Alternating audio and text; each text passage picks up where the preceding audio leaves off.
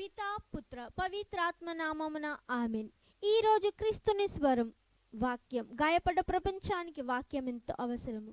నీవు ఎంత గొప్ప దేవుడవు యేసు, నీ మంచితనం నేనెలా మరచిపోగలను, నీ మంచితనం నేనెలా మరచిపోగలను, నీ మంచితనం నాలో ఉంచినావు యేసు.